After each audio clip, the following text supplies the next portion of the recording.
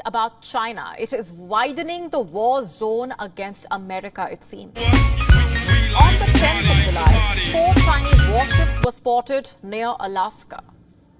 What brought them into America's exclusive economic zone? Is China preparing for war against the United States? Here's what we know. Earlier this week, the U.S. Coast Guard cutter was on routine patrol in the Bering Sea when it came across the Chinese military ships. U.S. officials said that the ships were in international waters, but within the U.S. exclusive economic zone.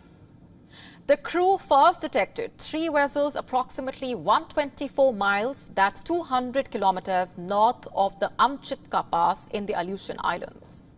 A while later, a helicopter aircrew from the Coast Guard Air Station Kodiak spotted the 4th Chinese ship. The chopper spotted the Chinese ship approximately 84 miles or 135 kilometers north of the Amchitka Pass. All 4 Chinese vessels were inside the U.S. exclusive economic zone, which extends 200 nautical miles from the shoreline. The Chinese ships reportedly told the U.S. Coast Guard that the purpose for being there was freedom of navigation operations. The U.S. Coast Guard says that the Chinese naval presence operated in accordance with international rules and norms. They said that they met presence with presence to ensure that there were no disruptions to U.S. interests in the maritime environment around Alaska. The U.S. Coast Guard cutter Kimball is a 418-foot ship based in Honolulu.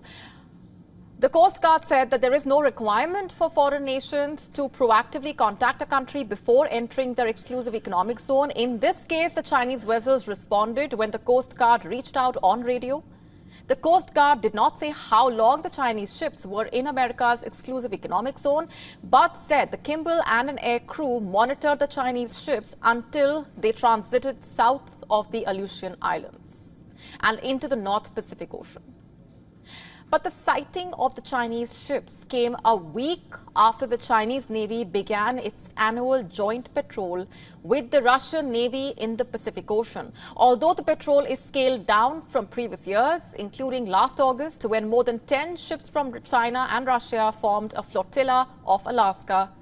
But here's why Chinese activities in the North American Arctic have left the U.S. worried. In recent years, China's naval forces have expanded rapidly as Beijing seeks to challenge America's dominance in the world's oceans. In fact, China now has more naval ships than the U.S., even if they have smaller firepower. The encounter in Alaska is a great example of China trying to see just how far they can actually operate without question. China's interest in the Arctic region is consistent with its current geopolitical position and focus on expansionism. Just have a look at what China is doing in the South China Sea. It makes sense that the U.S. questioned their activities. China has been, in fact, regularly monitoring areas of the Arctic more closely than before. But so does the U.S. The U.S. military routinely conducts what it calls freedom of navigation operations. In disputed waters that China claims as its own, the U.S. deploys Navy ships to sail through waterways such as the South China Sea, saying that freedom of navigation in these waters is in America's national interest. So, you see, when the Chinese vessels describe what they are doing as freedom of navigation operations, it is Beijing sending a message to the United States. It is China flexing its muscles by showing up in a part of the world that the U.S. considers part of its sphere of influence.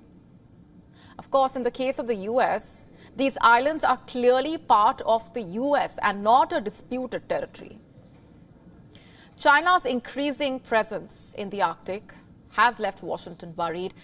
That and the fact that China and Russia are working together to develop the Arctic shipping routes. Russia wants to deliver more oil and gas to China to counter the increased Western sanctions.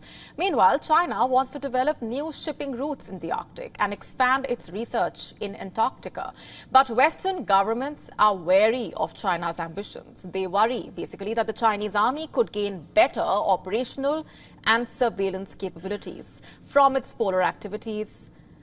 You see, for years now, China has worked to establish footholds in the region. It would give China access to rich mineral deposits and shipping lanes, as well as a greater say in Arctic affairs. And what's more, Arctic presence would also give China strategic presence in a region ringed by US and several other NATO countries. Already, in fact, China has declared itself a near-Arctic state, a designation that it has invented in a way to push for a greater role in the Arctic. It has sent research expeditions. It has sought to establish mining and gas operations. It envisions a network of shipping routes crossing the Arctic and a Silk Road on ice in collaboration with Russia. But in the Arctic, the US sees China as a potentially destabilizing force. In America's Arctic strategy released in 2022, pays particular attention to the risk of China using commercial or scientific access to the Arctic for military advantage.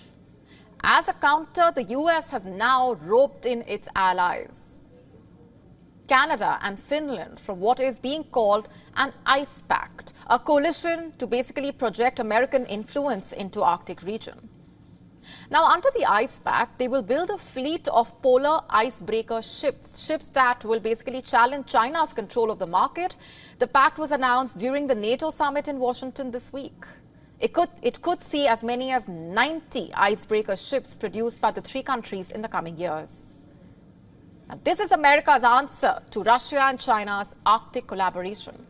The two countries signed an agreement, remember, to cooperate in the Arctic last year. Russia currently has the largest Arctic fleet. It's 40 ships, far outpacing both the US and Canada.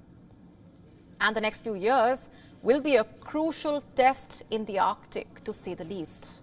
There are opportunities to cooperate on, such as on climate change. On paper, both China and America have expressed commitment to ensuring the Arctic remains a region of peace and stability.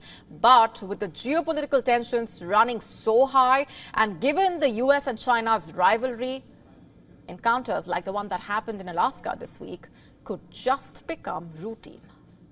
To stay up to speed with the latest news, download the WION app and subscribe to our YouTube channel.